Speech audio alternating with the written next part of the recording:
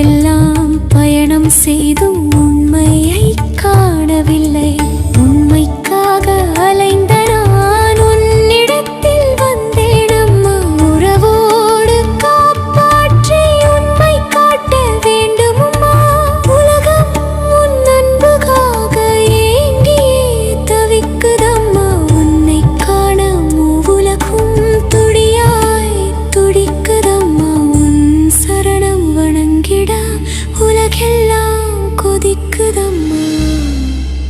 உளம் இறங்கி அன்பு காட்ட தாமதம் வேண்டாமம்மா. ஓம் அமிர்தேஸ்வரி நமக. ஓம் நம சிவாயா. இன்னைக்கு அருள்மொழிகள்ல நம்ம என்ன பார்க்க போறோம் அப்படின்னா, டேட் பாத்தீங்கன்னா 1984 16ஆம் தேதி ஏப்ரல் மாதம் திங்கட்கிழமை. ஓகே, சோ நிறைய பக்தர்கள் அம்மாவை நிறைய கேள்விகள் கேட்டுட்டு இருக்காங்க இல்லையா, அதோடைய தொடரை தான் நம்ம இப்ப பார்க்க போறோம். அடுத்து என்ன கேக்குறாங்க அப்படின்னா, அங்கு அமர்ந்திருந்த மற்றொரு இல்லற பக்தர் ஆத்ம அனுபூதியை பற்றி விளக்குமாறு வேண்டினார். நம்மளுக்கு பிடிச்ச டாபிக் தான் ஆத்ம அனுபூத நிலைனா என்ன அப்படின்றத இப்ப நம்ம விவரமா தெரிஞ்சுக்கலாம் அம்மா என்ன சொல்றாங்கன்ட்டு. சோ கேள்வி என்ன அப்படின்னா, அங்கு அமர்ந்திருந்த மற்றொரு இல்லற பக்தர் ஆத்ம அனுபூதியை பற்றி விளக்குமாறு வேண்டினார். அம்மா, ஒருவர் இறை அனுபூதி பெற்றதும் நான் என்பது மறந்து விடுவதாக சொல்கின்றார்கள். அது எப்படி ஏற்படுகிறது அப்படின்னு கேக்குறாங்க அம்மா. மனம் முழுமையாக ஒருமைப்பாட்டை அடையும் போது இந்த நான் மறைந்து விடுகிறது. இந்த நான் என்பது ஒன்றுமில்லை. நான் எனது என்ற உணர்வும் அகங்காரத்தினால் எழுகிறது. அதாவது என்ன சொல்றாங்கன்னா, அம்மா நல்லா கவனிங்க, இந்த நான் என்பது வேறு ஒன்றுமில்லை. நான் எனது என்ற உணர்வு அகங்காரத்தினால் எழுகிறது. இந்த அகங்காரம் என்பது வேறு ஒன்றும் அல்ல. தான் இந்த மனம், இந்த உடல் என்ற நினைவுதான்.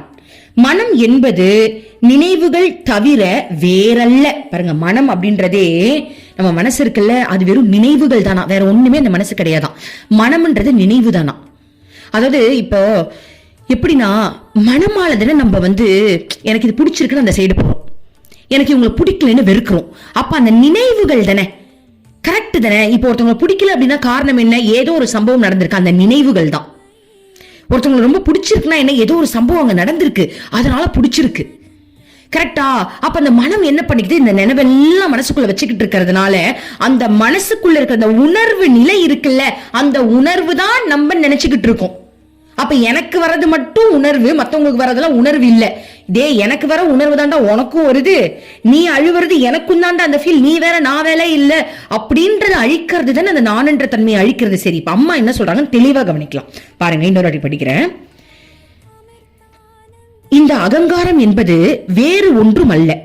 தான் இந்த மனம், இந்த உடல் என்று நினைவுதான். மனம் என்பது நினைவுகள் தவிர வேறல்ல. இந்த நினைவுகள் நிறைந்திருக்கும் போது நம்மிடம் அகங்காரம் இருக்கிறது. அகங்காரம் இருக்கும் பொழுது ஆத்மாவில் இருந்து பொங்கி எழும் இயல்பான செயல்கள் இருக்காது, இயல்பான செய்கைகள் இருக்காது. இந்த அகங்காரத்தில் வடிகட்டப்பட்ட பிறகே அனைத்தும் வெளியே தோன்றுகின்றன. இந்த அகங்காரம் மிகவும் குறுகியது. அதன் மூலம் பார்க்கும் போது நாம் கடலின் அலைகளை மட்டுமே காண்கின்றோமே அன்றி கடலை பார்ப்பது இல்லை. இது இடைவிடாத ஆன்மீக பயிற்சிகளால் மன ஒருமைப்பாட்டினாலும் தான் இந்த நினைவுகள் நீங்கப்பட்டு விட்டால் இந்த அகங்காரம் நான் மறைந்துவிடும். அதாவது இடைவிடாத ஆன்மீக பயிற்சிகளாலும் மன ஒருமைப்பாட்டாலும் இந்த நினைவுகள் நீக்கப்பட்டு விட்டால் இந்த அகங்காரம் நான் மறைந்து விடும். ஓகே, சோ அம்மா ஒரு எக்ஸாம்பிள் சொல்றாங்க. இப்போ இந்த அகங்காரம் அதிகமா இருக்கும் போது கடல்ல இருக்கிற அந்த அலைகள் மட்டும்தான் நம்ம கண்ணுக்கு தெரியுதான், அந்த கடலுடைய ஆழம் தெரியலையா. இதுக்கு ஒரு எக்ஸாம்பிள் பார்க்கலாம். என்ன அப்படின்னா, இப்போ உன் கூட ஒருத்தவங்க இருக்காங்க, அவங்க பண்ற விஷயங்கள் எதுவுமே உனக்கு பிடிக்கல, அதுதான் அலைகள். அந்த அலைகள் அவங்களுடைய செயல்களை மட்டும் நீ பார்த்து ஒருத்தவங்களை பிடிக்கலன்னு நினைக்கிற. அதே மாதிரி சில பேரோட செயல்களை பார்த்து நீ பிடிக்குதுன்னு நினைக்கிற. சோ மேலோட்டமா அவங்கள பாக்குற. ஆனா அவங்க மட்டும் கூட பிறந்தவங்களா இருந்தாங்கன்னா, நீ பெத்த பிள்ளையா இருந்தாங்கன்னா, உன் பெத்த தாயா இருந்தாங்கன்னா, உன் அப்பாவா இருந்தாங்கன்னா அவங்கள நீ எப்படி பாப்ப? அவங்க எந்த செயல் செஞ்சாலும் உனக்கு கோவமே வராது. கரெக்ட் தானே? எப்படி இருக்கும்? கவலை வேணா வரலாம். இப்ப அவங்க உங்களை ஹர்ட் பண்ற மாதிரி பேசினாங்கன்னா கவலை வரும். ஆனா என்ன இருந்தாலும் என் புள்ள, என் அம்மாவே இப்படி பேசிட்டேனே, என் அம்மாவே என்ன இப்படி பேசிட்டாங்களே, என் புள்ளையே என்ன இப்படி பேசிருச்சு, அந்த கோபத்தை தாண்டி அந்த வருத்தம் வரும். எதுக்காக வருத்தம் வருது? அது எந்தன்றதுனால தானே வருது. அப்ப எந்தன்ற உணர்வு இருக்கும் போது இப்ப உடனே அவங்க மன்னிப்பு கேட்கறாங்க அப்படின்னா உடனே நீ மன்னிச்சிருவ. அப்படி மன்னிப்பு கேட்கலனா கூட உனக்கு வலிக்கிற மாதிரி அவனுக்கும் அங்க வலிக்கும். ஐயோ நம்ம அம்மா அப்படி பேசிட்டேன்னு அவங்களுக்கும் வலிக்கும். கரெக்ட் தானே? உங்களுக்கும் என் பையனே இப்படி பேசிட்டானேன்னு வலிக்கும். அப்போ அந்த உணர்வு இருக்குல்ல, அந்த தாய்மை உணர்வு, அதுதான் ஆழக்கடல்னு சொல்றாங்க. அப்போ இப்போ ஒருத்தவங்க நீ பார்க்கும்போது, யாரோ மாதிரி நீ பார்க்கும்போது அவன் செய்யற செயல்கள் அலைகள் மாதிரி உன் கண்ணுக்கு வரதுனால அதை வச்சு நீ ஒருத்தனை கெஸ் பண்ற, புரியுதா? ஆனா அதை ஆழமா பார்க்கும்போது அது யாரும் இல்ல, அது நான் தான், அது என் புள்ளப்பா. அதுதான் இப்போ ஆத்மா வேற ஒரு ஆத்மாவை சாதாரணமா பாக்குது. ஆனா அது அந்த உணர்வு இருக்குல்லையே, அது ஏன் குழந்தை, ஏன் பிள்ளை, ஏன் தசை, ஏன் சதை, ஏன் ரத்தம் அதுன்னு நம்மளுக்கு புரியும் போது எப்படி இருக்கும்? அது ஏன் ரத்தம்னு புரியும் போது உங்களுக்கு எப்படி இருக்கும்? அதுக்குள்ள அன்பு தானே இருக்கும். புரியுதுல உங்களுக்கு? அததான் அம்மா சொல்றாங்க, நீ ஆழமா முழுகும் போதுதான் இங்க இருக்கிற ஒரு ஆத்மா கூட வேற இல்லடா, அது எல்லாமே நீன்னு உனக்கு புரியும்டா. என் கூட இருக்கிறவங்க, நான் பெத்த பிள்ளைக்கோ என் தாய் தந்தையருக்கோ என் கணவனுக்கோ ஒரு விஷயம் நடக்கும் போது எனக்கு ஒரு வலிக்குது இல்ல, அந்த வலி இந்த உலகத்துல யாருக்கு நடந்தாலும் நம்மளுக்கு வலிக்கும். அதுதான் ஆத்ம அனுபூதி நிலையில வரக்கூடிய அந்த உணர்வு நிலை. சோ இது நான் ஜஸ்ட் உங்களுக்கு சொல்றேன். அம்மா என்ன சொல்றாங்கன்னு பார்க்கலாம். அம்மா இன்னும் தெளிவா சொல்லுவாங்க இல்லையா? அதாவது அந்த அலைக்கு சொன்னாங்களா, அதுக்காக நான் ஜஸ்ட் இதை மென்ஷன் பண்ணிருக்கலாம் அப்படின்றதுக்காக நான் சொல்றேன். ஓகேவா? இப்ப அடுத்தது பார்ப்போம். திரும்பவும் இன்னொரு ஃபர்ஸ்ட்ல இருந்து படிக்கிறேன், நல்லா கவனிங்க. பாருங்க. அம்மா, மனம் முழுமையான ஒருமைப்பாட்டை அடையும் போது இந்த நான் மறைந்து விடுகிறது. சோ மனசு முழுமையா ஒன்றும் போது, முழு ஒருமைப்பாட்டோடு இருக்கும் போது நான் மறைஞ்சிருமா. இந்த நான் என்பது வேறு ஒன்றும் இல்லை, நான் எனது என்ற உணர்வு. நான் எனது என்ற உணர்வு அகங்காரத்தினால் எழுகிறது. நான் அப்படின்ற அந்த வார்த்தையே அகங்காரம் தான் சொல்றாங்க. அகங்காரம் அப்படின்றது ஒரு தனி ஒரு விஷயம் கிடையாது, தலைவிரிச்சு ஆடுற மாதிரி அப்படி இல்லை. அந்த நான்ன்றதே அகங்காரம் தானே. நான் பிரிச்சு தானே வருது. நான் கடவுள், நான் இறைவன், இறைவனோட நம்ம கலந்தவங்க யாரும் நான் சொல்ல மாட்டாங்க இல்லையா? அப்ப அந்த நான்ன்ற அந்த எண்ணமே அகங்காரம்னு சொல்றாங்க, வேற ஒண்ணும் இல்லை. ஓகேவா? நான் எனது என்ற உணர்வு அகங்காரத்தினால் எழுகிறது. இந்த அகங்காரம் என்பது வேறு ஒன்றுமல்ல, நான் இந்த மனம், இந்த உடல் என்ற நினைவுதான். மனம் என்பது நினைவுகள் தவிர வேறு அல்ல. இந்த நினைவுகள் நிறைந்திருக்கும் போது நம்மிடம் அகங்காரம் இருக்கிறது. சோ என்ன சொல்றாங்கன்னா, நான் அப்படின்றது என்ன? என்னோட மனசு, இந்த உடல் அப்படி நம்ம நினைச்சிட்டு இருக்கோம் இல்லையா, அதுதான் நான் என்ற தன்மையா. இந்த பாருங்க, மனம் என்பது நினைவுகள் தவிர வேற ஒண்ணும் இல்லை. இப்போ மனதை பத்தி அம்மா சொன்னாங்க, அந்த மனம் தான் நான்ன்ற அந்த எண்ணம், இது என்னோட மனம் நம்ம நினைக்கிறோம் இல்லையா, அந்த மனம் இருக்கு இல்லையா, அதுதான் நினைவினுடைய செயற்கைன்னு சொல்றாங்க. நம்மளுடைய நினைப்பு தான் அந்த மனமா. ஓகேவா? இந்த நினைவுகள் நிறைந்திருக்கும் போது நம்மிடம் அகங்காரம் இருக்கிறது. மனசுல நினைப்பு இருக்கும் போது ஒருத்தவங்களை பத்தி நம்மளுக்கு கவலை, ஒருத்தவங்களை பத்தி நம்மளுக்கு கோவம், நம்ம வாழ்ந்த எண்ணங்கள், மனசுல நிறைய ரெக்கார்டு இருக்கா, நம்மளுக்கு எவ்வளவு ரெக்கார்டு இருக்கு. இந்த நினைவுல இருந்து தான் அகங்காரமே வருதான். அந்த நினைப்பே அகங்காரம் தானா. ஓகேவா? நம்ம ஒருத்தவங்களை ஜட்ஜ் பண்றோம் இல்லையா, அது ஒரு அகங்காரம் தானே. நான் செஞ்சேன்ற ஒரு எண்ணம் நம்மளுக்கு அகங்காரம் தானே. சோ அது மாதிரி அகங்காரம் இருக்கிறது. இந்த நினைவுகள் எல்லாம் நிறைஞ்சிருக்கும் போது நம்மிடம் அகங்காரம் இருக்கிறது.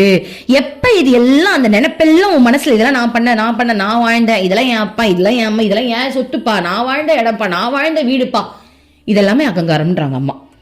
அந்த நினைவுகள் நிறைந்திருக்கும் போது நம்மிடம் அகங்காரம் இருக்கிறது.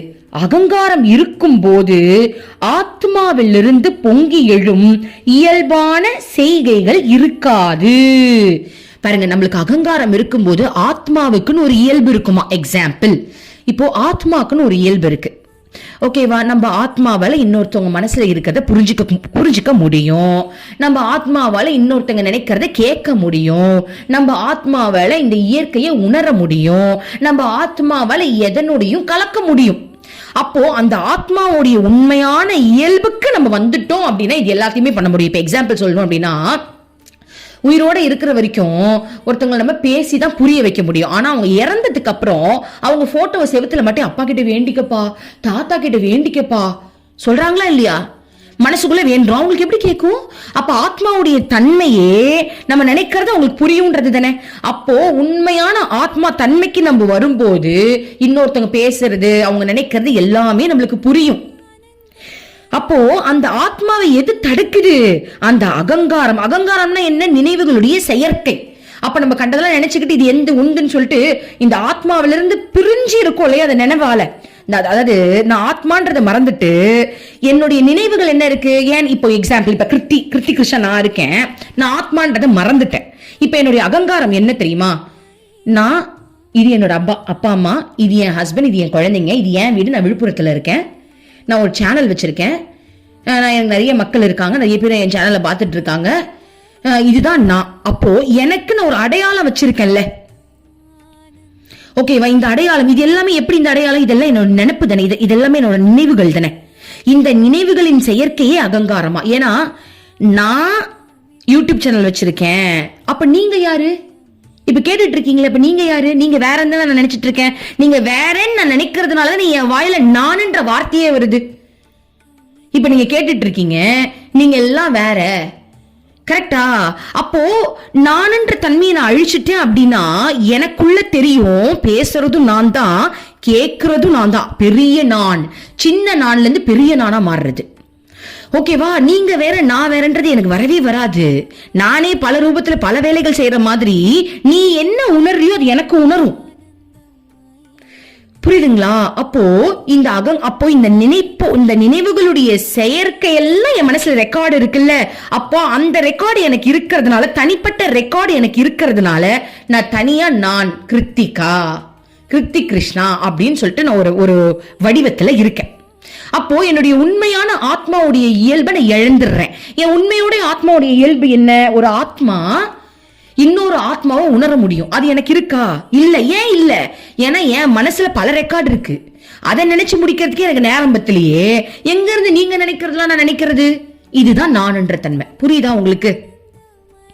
நான்ன்ற தன்மை இல்லாதவங்க உனக்கு நடக்கிறதும் உங்களுக்கு வலிக்கும், இன்னொருத்தவங்க சந்தோஷப்படுறது உங்களுக்கு சந்தோஷமா இருக்கு. ஏன்னா நீ நானே வேறையே கிடையாது. சோ அம்மா என்ன சொல்றாங்க? அகங்காரம் இருக்கும் பொழுது ஆத்மாவில் இருந்து பொங்கி எழும் இயல்பான செயல்கள் இருக்காது. சோ நீ ஆத்மான்றது எங்க மறக்கிற? அம்மா சொல்றாங்க, ஆத்மாவுக்குன்னு ஒரு தன்மை இருக்குடா, ஆனா அந்த தன்மை உனக்கு இல்லாம போகுது. எப்ப போகுதுன்னா, நீ உன் மனசுல நீன்னு ஒண்ணு நினைச்சுக்கிட்டு இருக்கல்ல, நான் கிருத்தி கிருஷ்ணா, நான் என் பேர் இது என்னது சௌமியா, என் பேர் ரஞ்சனி, என் பேர் நந்தினி, என் பேர் தினேஷ், இப்படின்னு நீ ஒரு பேர்ல நானும் நீ நினைச்சுக்கிட்டு இருக்கல, அந்த நானுன்ற எண்ணத்துல நீ ஊறி இருக்கிறதுனால அந்த ஆத்மாவோட உண்மையான இயல்பை உன்னால காட்ட முடியலன்னு சொல்றாங்க. ஓகேவா? அதுதான் அகங்காரம் இருக்கும் பொழுது ஆத்மாவில் இருந்து பொங்கி எழும் இயல்பான செய்கைகள் இருக்காது. இயல்பான செய்கைகள் அது ஒரு ஆற்றல்னு வச்சுக்கலாம், இல்ல நம்ம செய்யற செயல்னு வச்சுக்கலாம், நிறைய வச்சுக்கலாம். ஓகேவா? செயல்கள்னா என்ன? இப்ப செயல் எடுத்துப்போம். இப்போ நான் ஒரு ஆத்மா அப்படின்னு ஒரு உணர்வுல இருக்கேன் அப்படின்னா, உங்களுக்கு அடிபட்டா கூட எனக்கு அடிக்க நான் ஓடி உங்களுக்கு உதவி செய்வேன். ஆனா நான் ஆத்மான்ற ஒரு எண்ணத்துல இல்லாம நானுன்ற தன்மையில இருக்கும் போது, இப்ப நான் கிருத்தி கிருஷ்ணா கிருத்திகா அப்படின்னு வச்சுப்போம், நான் ஒரு தன்மையில இருக்கும் போது உனக்கு அடிபட்டுருச்சா, சரிப்பா பாத்துக்கங்கப்பா, நான் பாட்டு போயிட்டே இருப்பேன். ஏன்? எனக்கு வலிக்கலையே. உங்களுக்கு அடிப்பட்டது எனக்கு வலிக்கலையே. அப்ப ஆத்மாவில இருந்து எனக்குன்னு தனியா ஏதோ ஒண்ணு இருக்கு, நான் ஒரு தனி உலகத்துல என் நினைப்பிலே வாழ்ந்துட்டு இருக்கேன் பாருங்க, அதுதான் அகங்காரம் நிறைந்த வாழ்க்கை. அடுத்தது படிக்கிற லைன் கேளுங்க. இந்த அகங்காரத்தில் வடிகட்டப்பட்ட பிறகே அனைத்தும் வெளியே தோன்றுகின்றன. இந்த அகங்காரம் மிகவும் குறுகியது. அதன் மூலம் பார்க்கும் போது பாருங்க, அந்த அகங்கார மனப்பான்மையே மிக குறுகின மனப்பான்மையா. அந்த அகங்காரத்தோட நீ ஒரு விஷயத்த பாக்குற அப்படின்னா, நாம் கடலின் அலைகளை மட்டுமே காண்கின்றோமே அன்றி கடலை பார்ப்பது இல்லை. சோ எக்ஸாம்பிள் என்ன சொல்லலாம், நம்ம ஒருத்தனுடைய செயலை மட்டுமே பார்க்கணுமே தவிர்த்து அவன் ஏன் சொந்தக்காரன் நம்ம பாக்குறதே இல்லை. புரியுதா? இப்போ ஒருத்த உங்களை திட்டான் அப்படின்னா வலிக்குது. இதுவே உங்க புள்ளையோ உங்க ஹஸ்பண்டோ திட்டாங்க, நாளைக்கே போய் பேசிடுறீங்க. எங்க கவலை எல்லாம் போது, எங்க கோச்சுக்கிட்டு ஒண்ணுமே போமா. அப்ப நீயும் நானும் ஒண்ணுன்ற அந்த உணர்வு, என் புள்ள, என் அம்மா, என் அப்பா அப்படின்ற அந்த உணர்வு இருக்கிறதுனால தானே அவங்க அந்த ஆழமான கடல் போன்ற ஆழமான உணர்வு நிலை, நீயும் ஆத்மா நானும் ஆத்மான்ற அந்த நிலைக்கு வரும்போது தானே நான் உன்னை ஒரு ஆழ்ந்த ஒரு உணர்வோட பாக்குறேன். உன் மேல எந்த ஒரு குறையும் பாக்குறது இல்ல. கரெக்டா? அதுதான் அடுத்து பார்க்கலாம். இடைவிடாத ஆன்மீக பயிற்சிகளாலும் மன ஒருமைப்பாட்டாலும் இந்த நினைவுகள் நீங்கப்பட்டு விட்டால் இந்த அகங்காரம் நான் மறைந்து விடுகிறது. நல்லா கவனிங்க. இடைவிடாத ஆன்மீக பயிற்சிகளாலும், ஆன்மீக பயிற்சிகள்னா என்ன? ஒவ்வொருத்தருக்கும் ஒவ்வொரு பயிற்சி. இப்ப எக்ஸாம்பிள், தீட்சை மந்திரம் சொல்றது ஒரு பயிற்சி, மெடிடேஷன் பண்றது ஒரு பயிற்சி, நாமம் பண்றது ஒரு நாம ஜபம் பண்றது ஒரு பயிற்சி, பஜனை பாடுறது ஒரு பயிற்சி, இறைவனை நினைச்சு பக்தி பண்றது ஒரு பயிற்சி. பாருங்க, இடைவிடாத ஆன்மீக பயிற்சிகளால். இடைவிடாத அப்படின்னா உன்னுடைய சிந்தனைய வேற எங்கேயுமே நீ விடவே கூடாது. உன் சிந்தனைய முழுக்க முழுக்க இந்த பயிற்சியிலேயே வச்சிருக்கணும். இப்ப எக்ஸாம்பிள், நீ ஆன்மீகத்துலதான் இருக்க, பயிற்சி பண்ணிக்கிட்டே இருக்க, ஏதோ ஒரு பஜனை பாட தீட்சை மந்திரமா சொல்லிக்கிட்டு இருக்க. அந்த டைம்ல உன் வீட்டுல யாராவது உன்னை குத்தி பேசுற மாதிரி பேசுறாங்க அப்படின்னா, நீ அங்க போய் அவங்களை எதிர்த்து பேசிட்டே அப்படின்னா நீ வெளில வந்துட்டேன்னு அர்த்தம். அதுதான் சொல்ல இடைவிடாத. நான் உனக்கு என்ன வேலை கொடுத்துருக்கேன், தீட்சை மந்திரம் நீ பாடு சொல்லிட்டு கடை, அவன் உன்னை கத்துறானா, நான் போய் பாத்துக்கிறேன் அப்படின்னு அதுல நம்ம கவனம் செலுத்திடக்கூடாதான். சோ இடைவிடாத ஆன்மீக பயிற்சிகளாலும். சோ எக்ஸாம்பிளுக்கு நான் இந்த விஷயத்த சொன்னேன். இடைவிடாத அப்படின்னா இது மட்டும் மீனிங் இல்ல, நிறைய மீனிங் இருக்கு. நம்ம அப்பப்ப இது விட்டுட்டு மத்த விஷயத்துல கவனம் செலுத்திடுறோம். கரெக்டா? அப்போ என்ன ஆகுது, தேவையில்லாத நம்ம உலக வாழ்க்கையில போய் மாட்டிக்கிறோம். அப்ப இடைவிடாத ஆன்மீக பயிற்சிகளாலும் மன ஒருமைப்பாட்டாலும் இந்த நினைவுகள் நீங்கப்பட்டு விட்டால், பாருங்க, நம்ம பண்ற இந்த மன ஒருமைப்பாடு பயிற்சிகளால இந்த நினைப்பு மனசுல இருக்க அந்த நினைவுகள் இருக்குல்ல, அது நீங்கி விட்டால் அந்த அகங்காரம் நான் மறைந்து விடுகிறது. சோ அம்மாவோட டியூட்டியே இங்க இதுதான். என்ன தெரியுமா? இதுக்கு முன்னாடி எக்ஸாம்பிளோட சொன்னாதான் நம்மளுக்கு நல்லா புரியும். இப்ப இதுக்கு முன்னாடி நான் எப்படி வாழ்ந்தேன், என் குடும்பம், என் யூடியூப் சேனல் நல்லா சம்பாதிப்பேன், அந்த என்னென்னமோ போட்டுட்டு கிடப்பேன். ஏன்னா எனக்கு அதுதான் வாழ்க்கை தெரியும். அப்படிதான் எல்லாரும் வாழ்ந்துட்டு இருக்காங்க, நானும் அப்படிதான் வாழ்ந்தேன். ஆனா இன்னைக்கு அம்மா வந்ததுக்கு அப்புறம் முதல்ல இந்த உலகப்பற்றுல இருந்து வெளிலவா வந்தாச்சு, குடும்பப்பற்றுல இருந்து வெளிலவா. குடும்பப்பற்று கூட இருக்கும் மனசுல இருக்கும், இல்லைன்னா கிடையாது. ஆனா வெளில வர ட்ரை பண்ணணும். இது என் நம்ம யோசிச்சு பார்க்கணும். இப்போ இந்த பிறவில இவர் ஹஸ்பண்ட், போன பிறவில யார் ஹஸ்பண்டா இருந்தா, இந்த பிறவிங்கள இவங்க எனக்கு குழந்தைங்க, போன பிறவில எனக்கு யார் குழந்தைங்க, அதை இப்ப நான் செத்து போய் நெக்ஸ்ட் பிறவி எடுத்தா எனக்கு வேற யார் குழந்தையா வருவா. அப்ப இது உண்மை கிடையாதுல்ல, மாறிட்டே தானே இருக்காங்க. அப்புறம் என்ன இந்த உறவுல நம்ம ஓவரா அட்டாச்மெண்ட் ஆவறது? அப்போ நம்ம புரிஞ்சுக்கணும், இதெல்லாம் எனக்கு கொடுத்த புரிதல்பா. எனக்கு அம்மா கொடுத்த புரிதலின் மூலமாக நான் கத்துக்கிட்டது இதுதான். எனக்கு அவங்க மேல அன்பு இருக்கு, ஆனா பற்று இருக்க கூடாதுன்றத நான் கத்துக்கிட்டேன். பற்றுனா என்ன தெரியுமா? அவங்கள சொந்தம் கொண்டாடுறத உனக்கு என்னப்பா வேணும் நீ பாட்டுக்கு பண்ணு. நம்ம கைட் பண்ணணும், நல்லவங்களா நடந்துக்கணும், அன்பா நடந்துக்கணும், கருணையா நடந்துக்கணும், 100% இதெல்லாம் இருக்கணும். அம்மாவாவே நம்ம அவங்க கிட்ட அன்பு செலுத்தி நடந்துக்கணும். ஆனா அவ என் குழந்தைன்ற உணர்வு நமக்கு வேண்டாம், அது இறைவனுடைய குழந்தை. புரியுதுங்களா? நம்ம யோசிக்கணும். ஒருத்தவங்களுக்காக நம்ம இன்னைக்கு இப்படி தேம்பி அழுறோமே, திடீர்னு நம்ம இறந்து போய் அடுத்த பிறவி எடுத்துட்டோம் அப்படின்னா அவங்க யாருன்னு கூட நம்மளுக்கு தெரியாது. ஏதோ ஒரு நினைப்ப மனசுல வச்சுக்கிட்டுதுன்னு அவங்களுக்காக நம்ம ஏங்குறோம். எதுக்கு அந்த ஏக்கம்? ஓகேவா? சோ அம்மா என்னுடைய வாழ்க்கையில வந்ததுக்கு அப்புறம் அம்மா இதுல சொல்லிருக்காங்க பாருங்க, இந்த நினைவுகள் நீங்கப்பட்டு விட்டால் இந்த அகங்காரம் நான் மறைந்து விடுகிறது. ஓகேவா? உண்மை அதுதான்ப்பா. அப்போ இத்தனை நாள் இதுக்கு முன்னாடி நான் என் குடும்பத்துக்கு மட்டுமே சம்பாரிச்சதெல்லாம் செஞ்சுக்கிட்டு இருந்தேன். இப்ப அப்படி இல்ல. என் குடும்பத்துல இருக்கிறவங்களுக்கு எனக்கு முன்னாடி செய்யும் போது என்ன சந்தோஷம் வருதோ, இன்னைக்கு அதை ஆர்ஃபனேஜ் அந்த குழந்தைங்களுக்கு எல்லாம் நம்ம ஹெல்ப் பண்றோம் இல்லையா, டொனேஷன் மாதிரி ஹெல்ப் பண்றோம் இல்லையா, அந்த மல்லிகை சம்மாலாம் வாங்கி கொடுத்து அவ்வளவு சந்தோஷமா இருக்குப்பா. இத்தனை நாள் என் பிள்ளைங்களுக்கு வாங்கி கொடுத்துட்டு இருந்த ஒரு விஷயம் எனக்கு எவ்வளவு சந்தோஷம் கொடுத்துட்டோ, அந்த மாதிரி எனக்கு இன்னொருத்தவங்களுக்கு செய்யும் போது எனக்கு சந்தோஷம் கொடுக்குது. அப்ப நான்ன்றதை அழிச்சதுனாலதான் இன்னொருத்தவங்களுக்கு கொடுக்கறதுக்கு எனக்கு சந்தோஷம் வருது. கரெக்ட் தானே? அதுதான் அம்மா சொல்றாங்க. அதாவது நான் ஒரு சின்ன எக்ஸாம்பிள் தான் சொல்றேன். உடனே நானுன்றதெல்லாம் அழிச்சிட்டு நான் ஒரு பெரிய அப்பா டக்கர் ஆயிட்டேன்லாம் யாரும் நினைச்சிடக்கூடாது. நானே இங்க தட்டு தடுமாறி எப்படா முன்னேறதுன்னு யோசிச்சுக்கிட்டு இருக்கேன். ஸோ ஒரு எக்ஸாம்பிளுக்கு தான் சொல்றது, புரியுதுங்களா? அதாவது அம்மா கிட்ட வந்தவங்க எல்லாருக்குமே இந்த மாற்றம் இருக்கு. இதுக்கு முன்னாடி நம்ம உண்டு, நம்ம வேலை உண்டு, நம்ம குழந்தை உண்டுன்னு இருப்போம், ஒரு சுயநலமா இருந்தோம். ஆனா அம்மா கிட்ட வந்ததுக்கு அப்புறம் இந்த சுயநலம்லாம் போயிடுச்சு, பொதுநலம் வருது. நிறைய பேருக்கு நம்ம ஏதாவது உதவி செய்யணும், ஹெல்ப் பண்ணணும், இதுதான் கரெக்டான வாழ்க்கை, இத்தனை நம்ம வாழ்ந்த வாழ்க்கையே இல்ல, அந்த புரிதல் வருது. அப்ப அந்த புரிதல், அந்த நினைப்பெல்லாம் அழிக்கிறோமா? இத்தனை நாள் நம்ம சொந்தக்காரங்க வீட்டுக்கெல்லாம் போயிருப்போம், நல்ல ஜாலியா இருந்திருப்போம். இன்னைக்கு அப்படிலாம் இல்ல. நீங்க உங்க வாழ்க்கையை வாழுங்கப்பா, நான் ஏன் அங்க வந்துகிட்டு, நான் இனிமேல் என் அம்மா கிட்ட நான் ஆசிரமம் போறேன்னா, இந்த உலகத்துக்கு நான் ஏதாவது சமூக சேவை செஞ்சேன்னா இந்த உலகமே எனக்கு குடும்பம், அவ்வளவுதான். புரியுதுங்களா? ஒரு குறுகிய வட்டத்துக்குள்ள இருந்து, அதுதான் அந்த சுயநலமான ஒரு வாழ்க்கை, அகங்காரமான ஒரு வாழ்க்கை. அப்போ அந்த பெருகின வட்டத்துக்குள்ள வரும்போது அதுதான் நானென்ற தன்மை அழியறதுக்கான ஸ்டார்டிங் ஸ்டேஜே அதுதான். அப்போ அது அழிக்கப்படுறதுனால, அந்த நான்ன்றது மறையறதுனால நம்மளால மத்தவங்களுக்கும் உரிமையா ஹெல்ப் பண்ண முடியுது. அவங்க சந்தோஷப்படுறத பார்த்தா நம்மளுக்கு சந்தோஷமா இருக்கு. இதுக்கு முன்னாடி என் வீட்டுல இருக்கிற குழந்தைங்க சந்தோஷப்பட்ட மட்டும்தான் எனக்கு சந்தோஷமா இருக்கும், வேற யாராவது சந்தோஷப்பட்ட எனக்கு ஒரு ஃபீலிங் வராது. இன்னைக்கு அப்படி இல்லை. இன்னைக்கு நான் பாருங்களேன், ஒரு எக்ஸாம்பிள் சொல்றேன். என் பசங்க ஏதோ இங்கே வெளில போறோமா கூட்டிட்டு போவான்னு கேட்டாங்க. நான் சொன்னேன், டிடி நம்ம இங்க போயிட்டு செலவு பண்றதுக்கு அந்த காசை சேர்த்து வச்சு அந்த ஆர்ஃபனேஜுக்கு கொடுக்கலாமாடா, அந்த குழந்தைங்க பாவம்டா, அம்மா அப்பா எல்லாம் ரொம்ப கஷ்டப்படுறாங்கடா. எனக்கே அந்த எண்ணம் எப்படி வந்தது எனக்கு ஆச்சரியமா இருக்கு பாருங்க. அப்ப என் குழந்தைங்களும் சொல்லுதுங்க, சரிம்மா சரிம்மா நம்ம வாங்கி கொடுக்கலாமா. புரியுதுங்களா?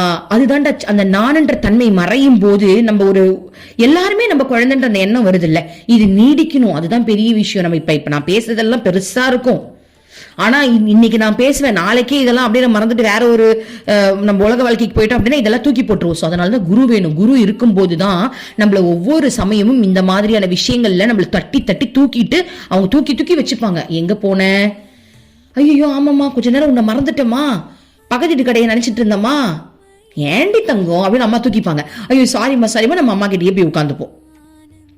ஓகேவா? ஸோ அதான் அடுத்தது நான் படிக்கிறேன், நல்லா கவனிங்க. இந்த நான் சாம்பலானதும் நாம் எல்லையற்றவர்களாகவும் சுதந்திரமானவர்களாகவும் மாறிவிடுவோம். அப்போது பேரானந்த பெருங்கடல் நம் உணர்வு நிலைக்கு வரும். அங்கே முன்பு இருந்த நான் உணர்வு இருக்கும், ஆனால் அது உண்மையானதல்ல, அதனால் எதுவும் செய்ய முடியாது. அங்கே முன்பு இருந்த அந்த நான் உணர்வு இருக்கும், ஆனால் அது உண்மையானதல்ல, அதனால் எதுவும் செய்ய முடியாது. அதாவது நல்லா கவனிங்க, அம்மா என்ன சொல்றாங்கன்னா, நான் நம்மளை விட்டு சாம்பலான உடனே நம்ம எல்லையற்றவர்களா மாறிடுவோமா, சுதந்திரமானவர்களா மாறிடுவோமா. அப்ப அந்த பேரானந்த பெருங்கடல் உணர்வுக்கு நம்மளுக்கு அந்த நிலைக்கு நம்ம வந்துருவோமா. அங்கே முன்பு இருந்த அந்த நான் உணர்வு இருக்கும், ஏன்னா அதுவும் ஒரு ரெக்கார்டு தானே, அது இருக்கும். நான் கிருத்திக் கிருஷ்ணாவா இருந்தேன், நம்ம இந்த ஒரு புத்தகத்துல கூட படிச்சிருப்போம், த லா ஆஃப் ஸ்பிரிட் வேர்ல்டுன்னு. அந்த புத்தகத்துல சொல்லியிருப்பாங்க, இப்போ ஒருத்தவங்க இறக்குறாங்க அப்படின்னா கடைசியே என்ன பேர்ல அவங்க வாழ்ந்தாங்களோ அந்த பேர்லயே தான் அவங்க அந்த ஆத்மா நிலையில அந்த பேர்லயே தான் இருப்பாங்களாம். அப்போ அந்த நினைப்பு இருக்குன்னு அர்த்தம். அதுதான் சொல்றாங்க, அங்கே முன்பு இருந்த அந்த நான் உணர்வு இருக்கும். நான் ஒரு கிருத்திக் கிருஷ்ணா, நான் இப்படி இருந்தேன், யூடியூப்ல வச்சிருந்தேன், எல்லாமே இருக்கும். அதை நான் எடுத்த ஒரு படம் மாதிரி இருக்கும். ஒரு டைரக்டர் 10 படம் எடுக்கிறாங்கன்னா எல்லா படமும் தான் இருக்கும், ஆனால் அது உண்மையானதில்லை, அதனால் எதுவும் என்னை செய்ய முடியாது. சோ இதை நம்ம எப்படி எடுத்துக்கலாம் அப்படின்னா, இப்ப நம்ம இறந்து போயிட்டோம், மேல போயிட்டோம்னு வச்சுப்போம், ஆத்மாவா மாறிட்டோம். மாறினதுக்கு அப்புறம் நான் இந்த வாழ்க்கையில வாழ்ந்த எல்லா நினைப்பும் எனக்கு இருக்கும், ஆனா இருக்கும் அவ்வளவுதான். அதனால எனக்கு எந்த பாதிப்பும் கிடையாது. அதை நம்ம எப்படி பார்க்கலாம் அப்படின்னா, இப்போ ஒரு டைரக்டர், நம்ம தான் டைரக்டர், நம்ம ஒரு கதை எழுதி நம்மளே பூமியில நடிக்க வரும், நடிச்சுட்டு இந்த படத்துல நான் நடிச்சிருக்கேன், புரியுது, இந்த படத்துல இந்த பேர்ல நான் நடிச்சிருக்கேன்ப்பா, ஓகேவா, அதுக்காக எனக்கு அந்த எல்லாம் இருக்கு, அதுக்காக நான் அதுலயே போய் வாழ்ந்துட்டு இருக்க முடியும்? அதெல்லாம் முடியாது. அந்த மாதிரி கரெக்ட் தானே. இப்போ ரஜினி நடிக்கிறாரு அப்படின்னா, ரஜினி ஆனா அவர் படையப்பா நடிச்சிருக்காரு, அருணாச்சலம் நடிச்சிருக்காரு, பாபா நடிச்சிருக்காரு, அவ்வளவுதான். அவர் ரஜினியாவே திரும்ப மாறும்போது நான் நடிச்சேன்ற எண்ணம் இருக்குமே தவிர்த்து அந்த வாழ்ந்த அந்த படத்துக்குள்ள வாழ்ந்த ஒரு விஷயம் அவரை பாதிக்காது இல்லையா. பாபாவா நடிச்சிருந்தாரு, ஆனா அதுல கடைசியா அவர் மக்களுக்காக அரசியலுக்கு வர மாதிரி காட்டியிருப்பாங்க. இப்ப உண்மையாவே அவர் அரசியலுக்கு வந்திருக்காரு இல்ல இல்லையா. வந்திருக்காரான்னு எனக்கு தெரியாதுப்பா, நான் ஒரு எக்ஸாம்பிளுக்கு சொல்றேன், ஓகேவா? சோ அந்த மாதிரி அந்த நான் என்ற அம்மா என்ன சொல்றாங்க, அங்கே முன்பு இருந்த அந்த நான் உணர்வு இருக்கும். நம்ம படம் நடிச்சிருக்கேன், எனக்கு தெரியும், என்னோட படம் தானே. ஆனா அது உண்மையானதல்ல, அதனால் எதுவும் செய்ய முடியாது. ஓகேவா? அம்மா எவ்வளவு அழகா சொல்றாங்க பாருங்க. சரி, இதுல அம்மா என்னென்ன சொன்னாங்கன்றத இன்னொரு ரீகால் பார்ப்போம். அதுக்கப்புறம் இன்னும் சில சொல்லிட்டு தான் இருக்காங்க, இன்னும் முடிக்கல நம்ம இதையே. ஏன்னா நம்ம ஒரு முக்கியமான டாபிக் இல்லையா, அதனால கொஞ்சம் நிறைய இதை பத்தி சொல்லியிருப்போம். சரி, என்னன்னு பார்க்கல பாருங்க. அம்மா என்ன சொல்றாங்க, முதல்ல அந்த நான்ன்றது என்ன? உன்னுடைய மனமும் உன்னுடைய உடல் தான். மனம்ன்றது என்ன? உன்னோட நினைப்பு. எல்லா நினைப்பும் தான் அந்த மனசுல இருக்கு. அப்ப அந்த நினைப்பு, அதனாலதான் அகங்காரம் வருது. நீ மெடிடேஷன் பண்ணி நல்ல ஆன்மீக சாதனைகளை பண்ணி நீ அந்த நினைப்பெல்லாம் நீ மறந்துட்டேன்னு வச்சுக்கோயேன், அப்ப உனக்கு என்ன ஆகுது, நான்ன்ற தன்மையில இருந்து நீ வெளில வந்துருவ அப்படின்னு சொல்றாங்க. இப்போ இதுக்கு ஒரு சின்ன எக்ஸாம்பிள் பார்க்கலாம். இப்போ நான் என்ன பண்றேன்னு உங்களுக்கு சொல்றேன். இப்போ அம்மா சொன்னாங்க, ஆன்மீக பயிற்சிகளை நம்ம நிறைய செய்யும் போது நம்ம அந்த நான்ன்ற தன்மையில இருந்து வெளில வந்துடும் சொன்னாங்கல்ல. இப்போ நான் என்ன பயிற்சி செய்வேன் அப்படின்னா, இப்போ மனம்ன்றது எல்லா நினைவுகளும் சொன்னாங்க. அந்த நினைவுனா என்ன? அந்த அகங்காரம் தான் அந்த நினைப்புன்னு சொன்னாங்க. அதாவது அந்த நினைவுகள் எல்லாம் செய்யறதா அகங்காரம் சொன்னாங்க. இப்போ என் மனசுல கிருத்திகா அப்படின்ற ஒரு எண்ணம் இருக்கு. இப்ப என் மனசுல என்னென்ன இருக்கு, நான் எனக்கு ஒரு குடும்பம் இருக்கு, எனக்கு குழந்தைங்க இருக்காங்க, என் ஹஸ்பண்ட் இருக்காங்க, அம்மா இருக்காங்க, இவங்களாம் இருக்காங்கன்ற ஒரு எண்ணம் என் மனசுல இருக்கா? ஓகேவா? இது நான்ன்ற ஒரு தன்மையா? இப்ப அம்மா என்ன சொன்னாங்க, ஆன்மீக பயிற்சிகளை செய்யும் போது அந்த நினைவுகளை அழிக்க முடியும்னு சொன்னாங்களா? இப்ப நான் என்ன ஆன்மீக பயிற்சி பண்றேன், நான் கிருஷ்ணாவே கதின்னு வாழ்றேனா? அப்போ கிருஷ்ணாக்குள்ள நான் முழுகும் போது எனக்கு புது நினைவுகள் கிரியேட் ஆகுதா? ஆன்மீகம் ரிலேட்டடான நினைவுகள் கிரியேட் ஆகுதா? கிருஷ்ணா கூடிய புதுசு புதுசா ஸ்டோரி எழுதி எழுதி எழுதி எழுதி அவன் கூடிய வாழ்றத நம்ம நினைக்க நினைக்க நினைக்க இந்த உலகமே மறந்து போகுது. அப்போ எனக்கு குழந்தைங்க இருக்கான்ற ஒரு எண்ணம் கூட எனக்கு மறந்து போய் கிருஷ்ணாக்குள்ள நம்ம முழுக முடியுது அப்படின்னா, அப்போ என்னால ஆன்மீக சாதனை செஞ்சு இந்த உலகத்துல இருக்கிற நினைப்ப ஈஸியா மறக்க முடியுதா? புரியுதுங்களா? ஒரு எக்ஸாம்பிளுக்கு தான் சொல்றேன். அம்மா இந்த மாதிரி ஒரு உணர்வு ஒரு நாள் 2 நாள் கொடுத்து எனக்கு காட்டியிருக்காங்க. ஆனா நம்ம கண்டினியூ பண்றது நம்ம கையில தான் இருக்கு. புரியுதுங்களா? சோ நான் என்ன, இப்ப ஆன்மீக சாதனையின் மூலமாக அந்த நினைவுகளை அழிக்க முடியும்னு அம்மா சொல்றாங்களே, அதுக்கு தான் எக்ஸாம்பிள் சொல்றேன். இப்ப என்னுடைய ஆன்மீக சாதனை கிருஷ்ணா கூடயே இருக்கிறது. அப்போ நான் கிருஷ்ணா கூடயே இருக்க அவன் கூட ஒரு வாழ்க்கையை நான் ஒரு கற்பனையில வாழ வாழ வாழ இந்த பூமியில இருக்கிற நினைவுகள் என்னை விட்டு மறந்து போகுதா? அது போகணும். அம்மா பிச்சையா நீதாமா போடணும், தயவு செஞ்சு என் நினைப்பு ஃபுல்லா கிருஷ்ணாவா இருக்கணுமா ப்ளீஸ். அம்மா பாக்குறா இவ எப்படி சொல்லிட்டு இருக்காரு. அம்மா ப்ளீஸ்மா ப்ளீஸ்மா, எங்க எல்லாருக்கும் இறைவன் மேல நினைப்ப அதிகமா கொடுங்கம்மா ப்ளீஸ்மா. அப்போ ஆட்டோமேட்டிக்கா நம்மளுடைய நினைப்பு எல்லாம் மறந்து போகுது பாருங்கப்பா. எனக்கு ஆக்சுவலி எனக்கு நிறைய விஷயம் மறந்து போகுது. அது ரொம்ப நல்லது, ரொம்ப ரொம்ப நல்ல விஷயம். இப்போ நான் ஒரு இடத்துக்கு போறேன், ஒருத்தங்க என்கிட்ட ஒரு விஷயம் கேக்குறாங்க, கிருத்திகா இந்த இடம் ஞாபகம் இருக்கா அப்படின்னாங்க. ஞாபகம் இருக்கே அப்படின்னு. நம்ம எல்லாம் இங்க எவ்வளவு சந்தோஷமா இருந்தோம்லன்னு அவங்க சொல்றாங்க. அப்ப அவங்க நினைப்புல அது இருக்கு. நான் சொன்னேன் இல்ல, எனக்கு அது இல்ல. ஏன்னா நீங்க சொல்லிதான் எனக்கு ஞாபகமே வருது. என் நினைப்பு இந்த இடத்துக்கு நான் வந்தாலே எனக்கு கிருஷ்ணா நினைப்பு தான் வருதுன்னு நான் சொல்லிட்டேன் ஓப்பனாவே. ஏன்னா அதை கழுவி நான் கழுவி தேய்ச்சி அதெல்லாம் கழுவி ஊத்தி கிருஷ்ணாவோட நினைப்ப நம்ம தீபம் ஏத்தி வச்சிட்டு இருக்கோம். அப்போ மக்களுக்கு பழைய ஞாபகம் இன்னும் வச்சிருக்காங்க பாருங்க. அந்த அழுக்கெல்லாம் கழுவி அதெல்லாம் எதுவுமே எல்லாமே இறைவன் தான். நம்ம ஏன் ஸ்பெஷல்லா இவங்க அவங்கன்னு நம்ம ஒருத்தல ஃபோக்கஸ் பண்றது? எல்லாமே கடவுள் தான். ஓகேவா? சோ அதெல்லாம் நம்ம அழிக்கும் போது, அந்த நினைவெல்லாம் நம்ம அழிக்கும் போது, இப்ப நான் பாருங்க, இப்ப என்னோட கதைக்கு வரேன். இப்போ அந்த ஆன்மீக சாதனை நான் கிருஷ்ணாவோட நினைப்பிலே வாழும் போது மத்ததெல்லாம் மறக்கும் போது ஒரு ஸ்டேஜ்ல எனக்கு எல்லாமே கிருஷ்ணா தான் அப்படின்ற அந்த எண்ணத்துல முடியுது இல்லையா? அப்போ ஒரு ஸ்டேஜ்ல அந்த பக்தியில அவனுக்காக அழுது அவனோட நான் ஆட் ஆவறேன்ல, அவனோட நீ தான் எனக்கு வேணும்டா, வேற எதுவுமே வேணாண்டா, நீ எப்ப கூப்பிட்டாலும் நான் வர ரெடிடான்ற அந்த ஒரு தருணத்துக்கு வரேன் இல்லையா? அப்போ கிருஷ்ணா என்ன ஆக்கிரமிச்சுக்கிறாரா? அதோட முடிஞ்சுது. என் நானுன்றத நம்ம அழிஞ்சு எனக்கு ஆத்ம அனுபூதிகளே கிடைக்கும். அம்மா பாக்குறா, கிருஷ்ணா என்னது உனக்கு ஆத்ம அனுபூதி நிலை கிடைக்குமா? மம்மி எனக்கு பக்தி தான் வேணும், நான் வேற எதுவுமே சொல்லல. ஒரு சும்மா எக்ஸ்பிளனேஷனுக்காக தான் சொல்லிட்டு இருக்கேன். ஓகேவா? ஓகே, இப்ப அடுத்தது என்னன்னு பார்க்கலாம். இப்ப அம்மாவே இன்னொரு விஷயம் சொல்றாங்க. என்னன்னு கேட்போம். நீ ஒரு அறிஞரிடம், ஐயா இந்த உலகத்தை பற்றியும் அதில் உள்ள மக்களை பற்றியும் உங்களுடைய கருத்தென்ன என்று கேட்டால் அவர்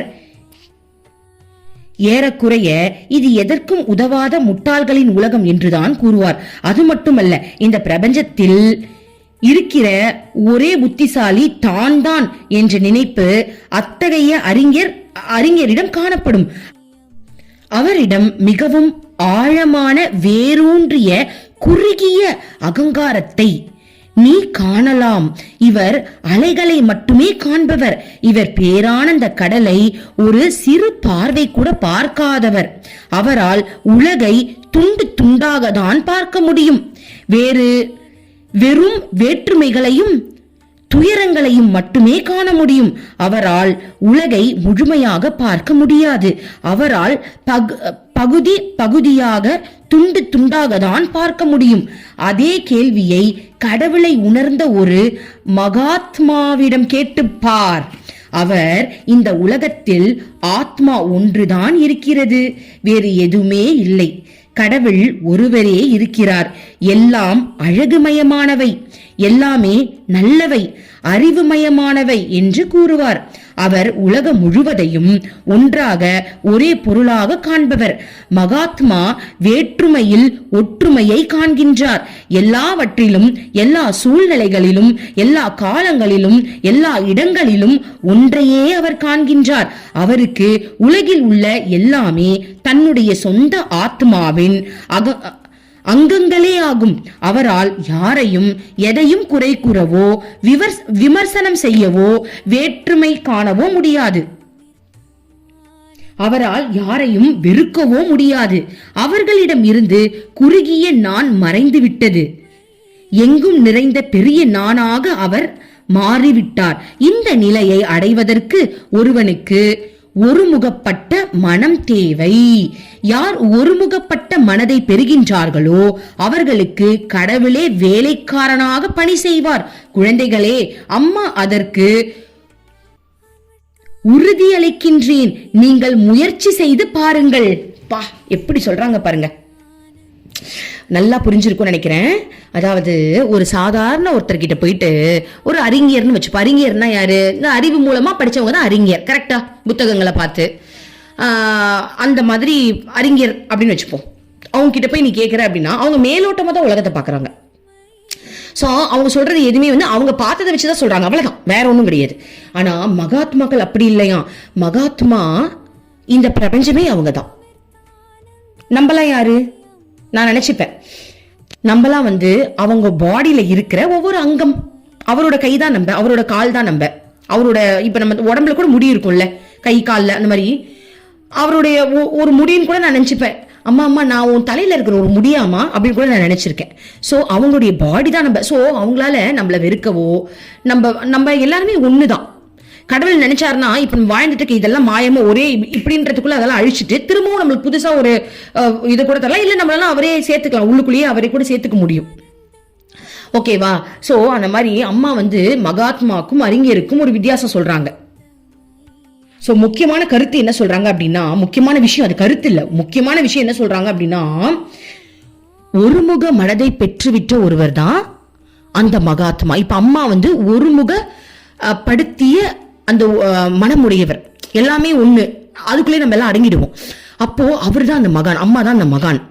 அப்போ யாரு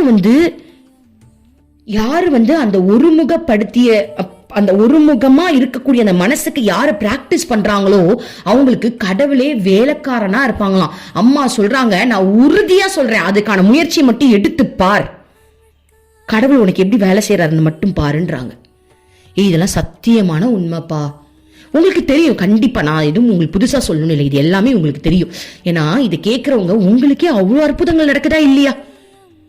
நான் பேசுறதுனால நான் என்னோடத சொல்றேன், நீங்க பேசுறீங்க, நீங்க உங்களத சொல்வீங்க, அவ்வளவுதான் டிஃப்ரெண்ட். கரெக்ட் தானே? அப்போ நம்மளுக்குலாம் எவ்வளவு நல்ல விஷயம் நடக்குது யோசிச்சு பாருங்க. எவ்வளவு வேலை திரும்ப செய்யறாங்க நம்ம வீட்டுல. நான் அதாவது என் வீட்டு வேலையை கூட அம்மா தான் செய்யறாங்க. ஒரு சின்ன எக்ஸாம்பிள் பாருங்க. அன்னைக்கு ஒரு நாள் நான் மத்தியானம் சமைக்க மாட்டேன், லேட்டா தான் சமைப்பேன். ஏன்னா பசங்க ஈவினிங்கா வருவாங்க, ஈவினிங்கா சமைச்சா அவங்க சாப்பிடுவாங்க, நைட்டு சாப்பிட்டா போய் படுத்துருவோம். சோ மத்தியானம் யாரும் வீட்டுல இருக்க மாட்டாங்க, நான் மட்டும் தானே இருக்கேன். அப்ப பாருங்க, திடீர்னு ஒரு நாள் மத்தியானம் சமைன்னு ஒரு தாட், நான் சமைக்கிறேன், பார்த்தா பசியோட என் ஹஸ்பண்ட் ஒருத்தவங்களை கூட்டிட்டு வராங்க. எனக்கு தெரியவே தெரியாது, எனக்கு ஒரு வார்த்தை கூட நான் சொல்லவே இல்லை வரேன்ட்டு. கரெக்டா சாப்பிட்டாங்க பாருங்க. அப்போ அந்த பையனுக்கு பசிக்குதுன்னு அம்மா சமைச்சு வச்சிருக்கா பாருங்க, என் மூலமா. எந்த அளவுக்கு நம்மளுக்கு வந்து ஒரு வேலைக்காரங்களா இருந்து நம்ம வேலை செய்யறாங்க பாருங்க. சோ அததான் சொல்றாங்க. ஓகே, அடுத்தது பார்ப்போம். அம்மாவின் இந்த திட்டவட்டமான வார்த்தைகளை அந்த இல்லற பக்தரை மிகவும் அதிர்ச்சியுற வைத்தது. கண்கள் வியப்பால் விரிந்தது. அம்மாவின் முகத்தையே பார்த்தார். சிறிது நேரத்துக்கு பிறகு அவர் அம்மாவிடம், அம்மா, அப்படிப்பட்ட நிலையை அடைவதற்கு எங்கு எப்படி சாதனை செய்ய ஆரம்பிக்க வேண்டும் என்றார். சோ அவர் என்ன கேக்குறாரு, அம்மா இப்படிப்பட்ட நிலையை நான் எப்படிமா அடையிறது அப்படின்னு கேக்குறாரு.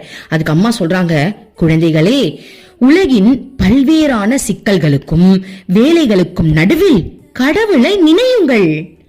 ஆன்மீக சாதனைகளை செய்வதில் மிகுந்த ஆர்வம் கொள்ளுங்கள். இதுவே அம்மாவை மிகுந்த மகிழ்ச்சி அடைய வைக்கிறது. அம்மாவின் இந்த உறுதிமொழிகள் மிகுந்த நம்பிக்கை அளிப்பதாக இருந்தன. சோ புரியுதா? அம்மா என்ன சொல்றாங்க, எந்த சிக்கலா இருந்தாலும் கடவுளை நினை முதல்ல. அதுதான் ஃபர்ஸ்ட் சாதனையே. கடவுளை நினை, அவரை மறக்காத. சோ கடவுளை நினைக்கணுமா, நினைச்சுக்கிட்டே சாதனைகள் செய்யணுமா. அதே மாதிரி ஆன்மீக சாதனை செய்வதில் உனக்கு ஆர்வம் இருக்கணுமா, ஆர்வத்தோட செய்யறாங்க. சோ இப்ப அப்போ எல்லாருக்கும் ஒரு டவுட், நம்மளுக்கு என்ன செய்யணும்? ஆனா அம்மா என்ன பண்ணுவாங்க தெரியுமா, ஆளாளுக்கு ஒண்ணு கொடுப்பாங்க. இப்போ ஒரு எக்ஸாம்பிள் இதோட நம்ம முடிச்சிடலாம். எனக்கு பிரேம பக்தியை கொடுத்து கிருஷ்ணாவே நினைக்க வச்சிட்டாங்களா? இன்னொருத்தவங்களுக்கு அம்மாவை பத்தி யூடியூப்ல வீடியோ போடுறதே, இன்னொருத்தவங்க சொல்றேன், யூடியூப்ல வீடியோ போடுறதே அவங்களுக்கு சேவையா கொடுத்து அவங்க அதையே சூப்பரா பண்ணிக்கிட்டு இருக்காங்க. இன்னொருத்தவங்க கிருஷ்ணாவை பத்தி நிறைய இந்த வீடியோயே எடிட்டிங் பண்ணி அதுலயே வச்சு, அப்போ எடிட் நம்மளுக்கு வேலை செஞ்ச மாதிரி ஆச்சு, கிருஷ்ணாவோட சிந்தனையில இருந்த மாதிரி ஆச்சு, அது ஒரு சாதனை செஞ்ச மாதிரி ஆச்சா? ஒவ்வொருத்தருக்கும் ஒவ்வொரு பாவம் சொல்றேன். குடும்ப வாழ்க்கையில இருக்கிறவங்க எனக்கு தெரிஞ்சவங்களுக்கு சில பேர் அம்மா என்ன பண்றாங்க, பிரம்மச்சாரியா அம்மா கூடயே இருக்க வச்சு நிறைய சாதனைகள் செய்ய வச்சு அவங்கள பாத்துக்கிறாங்களா? அந்த மாதிரி குருவுக்கு தான் தெரியும் யாருக்கு என்ன கொடுக்கணும்ட்டு. சோ எல்லாரும் குருவை தான் பிடிக்கணும், ஒரு வழியே கிடையாது. ஓம் அமிர்தேஸ்வரி நமஹ. ஓம் நம சிவாயா. மனமே உனக்கு சொந்தம், ஒருவரும் இல்லை என்ற உண்மையை ஒரு நாளும் நீ மறந்திடாதே.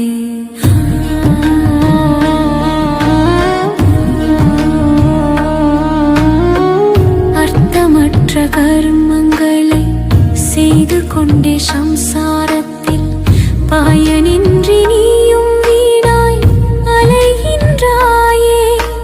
காயமது மாயமதனை சவம் என்று உணர்ந்து கொண்டு சத்தியத்தை அறிந்திட நாம் வழி தேடுவோம். நிலையில்லா உலகினை நிஜமென்று எண்ணிடாதே. மெய்ப்பொருளாம் அந்த சக்தியை